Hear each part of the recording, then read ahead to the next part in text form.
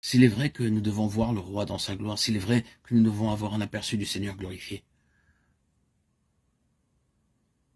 il n'y aura d'impact dans nos vies sans que nous ne l'ayons vu comme le Seigneur glorifié.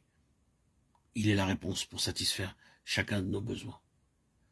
La vision de celui qui est exalté et auquel le ciel rend témoignage produira alors un nouvel impact dans nos vies, dans notre ministère, dans nos églises et dans nos situations. Votre cœur, le mien, n'aspire-t-il pas à ce qu'il y ait une restauration de l'impact de l'Église sur ce monde? Et cet impact ne sera autre chose que la majesté de la présence du Seigneur Jésus-Christ. Nous savons que cela sera pleinement manifesté lors de son apparition à la fin, quand il viendra. Il frappera la terre avec la verge de sa parole, Ésaïe 11, 4. L'éclat de sa présence sera dévastateur pour le mal. Il n'y a aucun doute que quand cette présence, cette parousie aura lieu, il y aura un impact. Nous désirons cela et nous prions pour cela. Mais cette expression n'est pas employée seulement pour ce temps-là, mais aussi pour d'autres situations et en différentes occasions. Ce même mot qui est employé pour parler du retour du Seigneur Jésus est exactement le même qui est employé lorsque les apôtres parviennent dans un lieu où qu'ils y soient présents. Il est aussi employé pour le Seigneur Jésus dans ce même sens.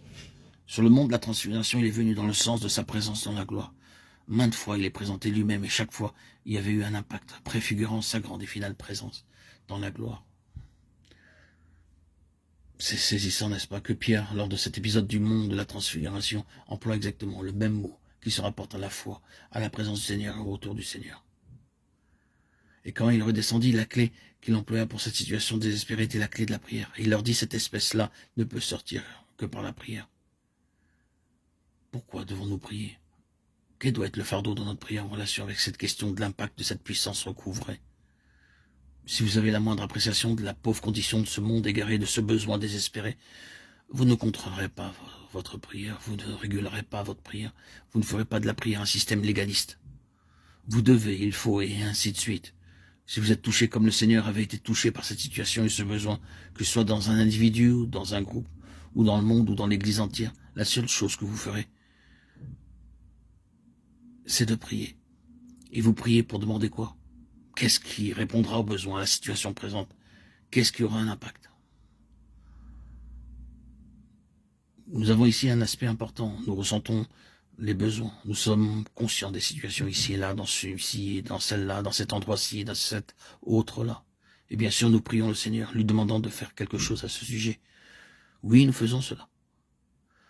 Mais je crois, et ce ne sera pas faux de le dire, que trop souvent, c'est comme pour les efforts des 9 disciples, où rien ne se produit. Le démon était toujours resté sur le jeune enfant. La chose se maintient, persiste et vous défie. Saisissons bien que le besoin actuel ne soit pas pour cette sorte de prière-là.